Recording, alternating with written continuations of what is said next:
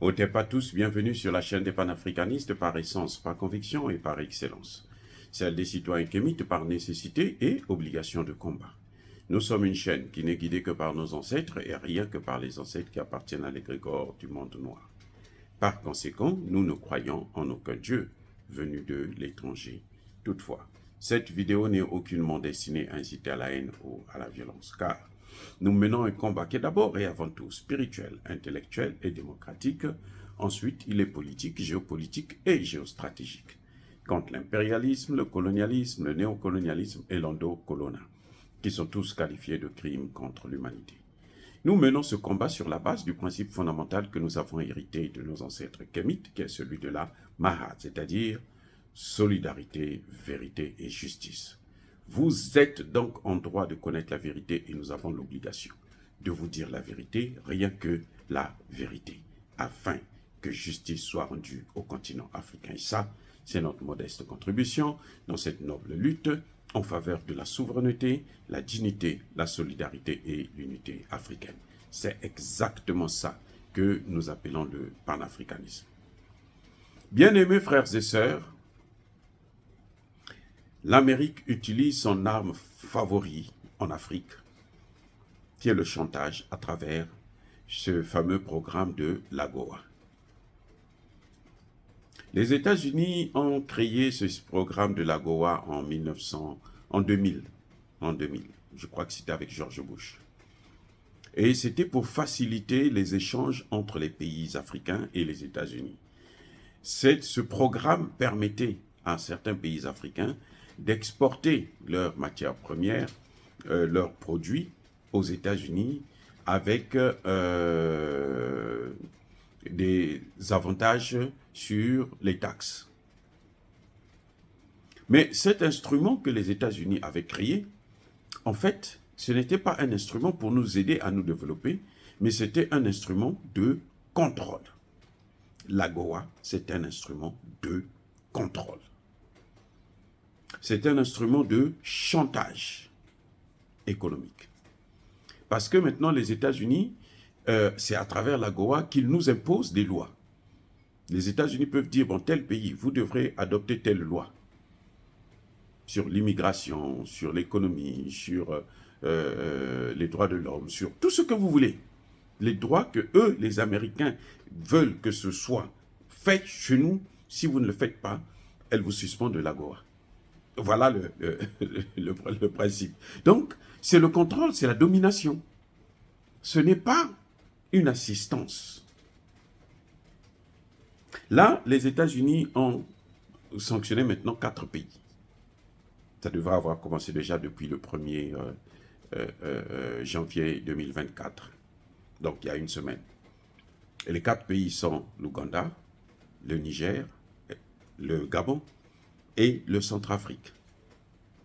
Vous voyez, ils négocient avec Centrafrique pour avoir une base militaire. Et ils font le chantage pour l'AGOA. C'est pour ça que moi je dis, je ne comprends pas comment le président Touadéra peut accepter une base militaire américaine dans des conditions pareilles. C'est vrai que l'AGOA, bon, ça ne gêne pas, ça n'impacte pas du tout le développement en Afrique, notamment dans certains pays. Le seul pays qui exporte un peu assez vers les États-Unis, c'est l'Ouganda, puisque c'est quand même 180 millions de dollars. Mais en Centrafrique, c'est moins d'1 million de dollars. 800 et quelques ou 900 millions, 900 000.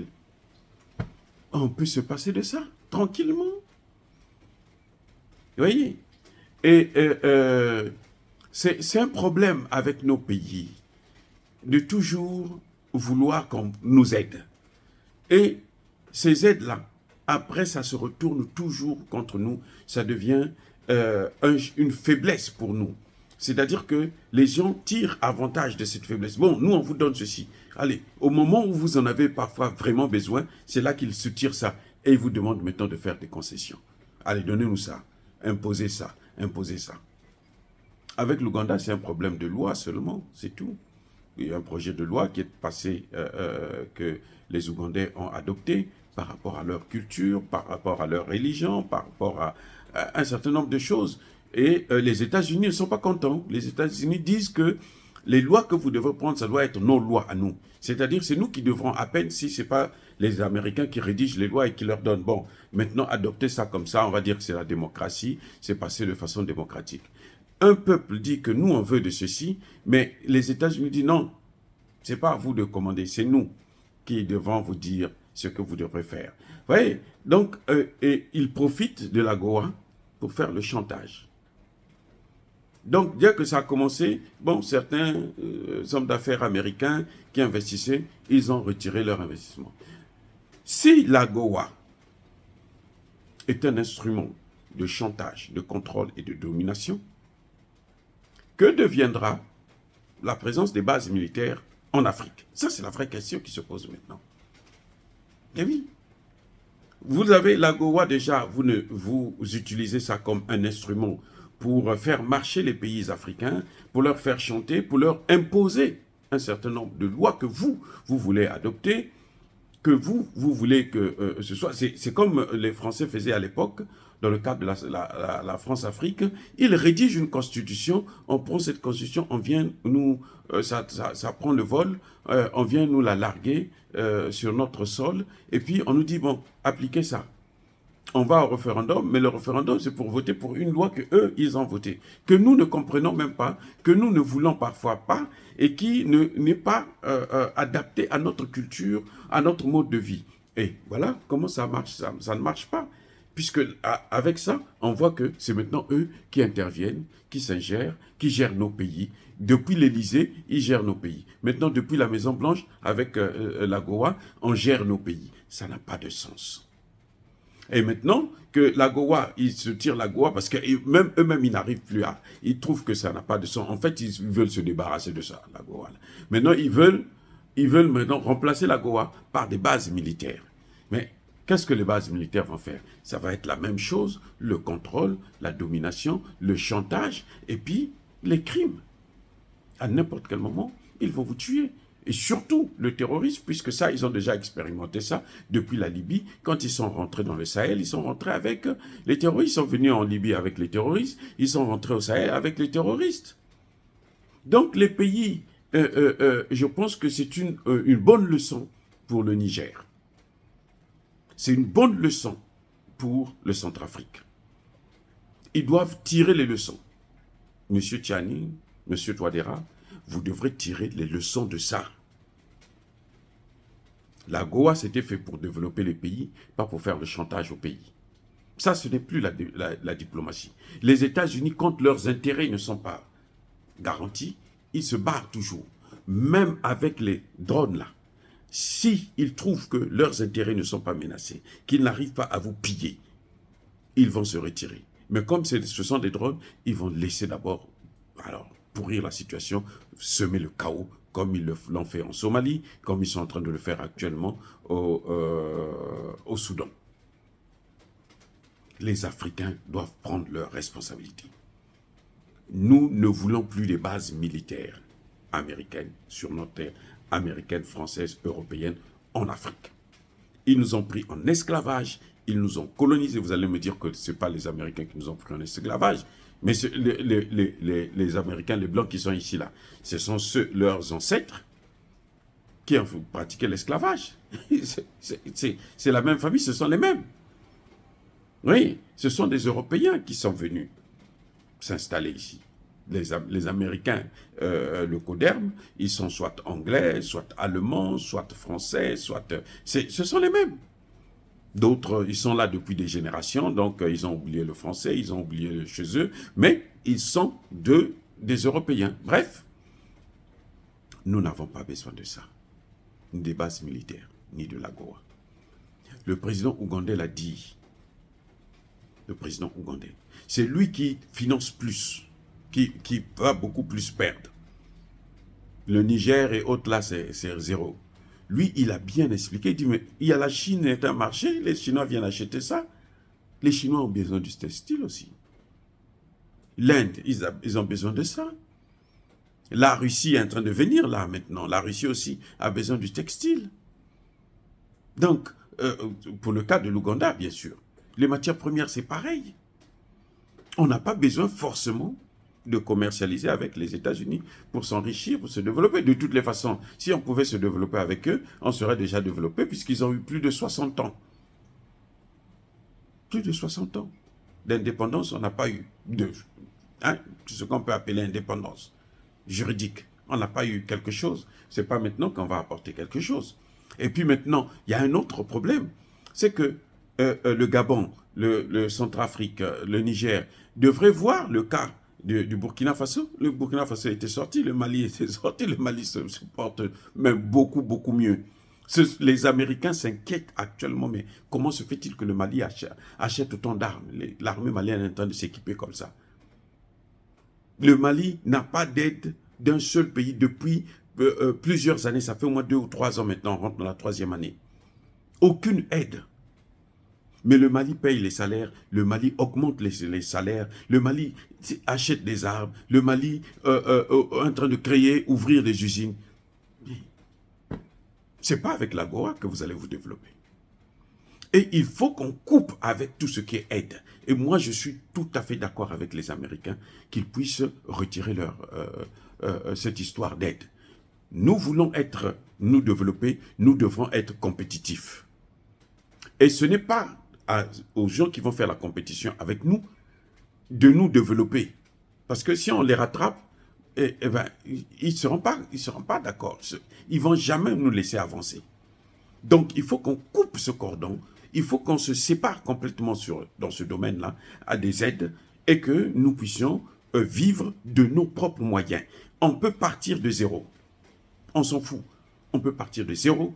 Aujourd'hui, nos populations sont prêtes à assumer cette responsabilité, comme on le voit au Niger, on le voit au Burkina Faso, on le voit au Mali. Les populations ont dit, nous voulons rester avec vous, nous voulons vous soutenir dans les politiques que vous allez nous mener, mais nous ne voulons plus ces gens-là qu'ils viennent nous prendre encore en esclavage. Les populations sont prêtes. Ce qui est difficile dans certains pays africains, c'est le fait que les populations font des efforts pour attacher la ceinture, comme on le dit, et les dirigeants mènent une vie d'opulence. Et puis, ils ne créent rien. Ils continuent à les flatter ici et là. Ça n'a pas de sens.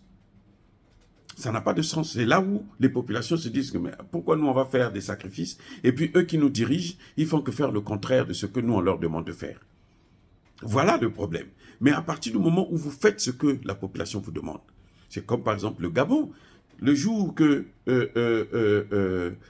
comment vous appelez, Oligui va prendre un discours, va tenir un discours panafricaniste basé sur la souveraineté, sur la monnaie, sur la présence militaire française, vous allez voir que les Gabonais vont soutenir. Et là, même s'ils prennent des mesures dures, les gens vont accepter ça parce qu'ils savent que c'est pour un temps seulement. Nous le savons. Si les projets sont bien faits, ça va être pour un temps. Vaut mieux souffrir pendant 1 an ou 2, et puis après, vous développez et vous êtes libre avec vos propres moyens. Que d'être là tout le temps, on est en train de vous injecter des petites miettes que vous ramassez, et puis bon, on vous maintient en plus en esclavage. Ça n'a aucun sens. Donc, c'est pour ça que je dois encore saluer les populations du Mali, du Niger et du Burkina Faso pour leur force, leur caractère, leur résilience en ce qui concerne la situation de leur pays. Ils n'ont pas cédé au chantage. Ils n'ont pas cédé au chantage. Mais les autres pays comme le Centrafrique et le Gabon devraient faire leurs preuves aussi, en montrant qu'ils sont des vrais panafricanistes, et puis couper le cordon ombilical avec ces gens-là. Les bases militaires, on n'en a pas besoin. Si les Américains veulent venir investir chez nous, qu'ils viennent avec des acteurs économiques, qu'ils viennent investir, qu'ils viennent ouvrir des entreprises sur place. Nous voulons exploiter nos matières premières chez nous afin de créer des emplois. Voilà ce qu'il faut faire. Et le Niger doit tirer les leçons. Ce serait une bonne occasion pour dire aux États-Unis, bon, vous nous avez sorti de l'AGOA, vous partez aussi de chez nous. Nous, on ne veut pas votre base militaire là. On va rester, vous avez votre ambassade, on va faire le business normalement. C'est tout. Au lieu de nous faire chanter. Parce que les bases militaires, ce qu'ils sont en train de faire avec l'AGOA là, ça va être plus grave avec leur présence. militaire américaine sur nos sols. Vous voyez comment le Moyen-Orient est à feu et à sang à cause des Américains. Ce n'est même pas à cause d'Israël, c'est à cause des États-Unis d'Amérique. Ce sont eux qui demandent à Israël de ne pas se mettre en conformité avec les lois de l'ONU parce que ce sont les Américains qui utilisent toujours leur veto. Donc ce sont eux qui poussent Israël à ne pas respecter les lois. Et donc, si nous avons ces armées-là sur notre sol, ce n'est que pour notre malheur. Ce ne sera jamais pour notre développement. Au contraire, le terrorisme va encore s'aggraver et augmenter dans la sous-région. Dire cela, c'est inciter à la haine ou à la violence? Non. Encore une fois de plus, bien-aimés frères et sœurs, je persiste et je signe. Soyez bénis, soyez abondamment bénis par le Dieu de Kémit et par nos ancêtres angélisés. Mais que tous ceux qui persécutent le continent africain le pillent et le déstabilisent, qu'ils soient noirs, blancs, chinois, arabes, indiens, juifs ou qui qu'ils soient punis, maudits, foudroyés, neutralisés, écrasés, effacés par le Dieu de Kémit et par nos ancêtres angélisés. Vive l'Afrique éternelle, j'ai dit et j'assume.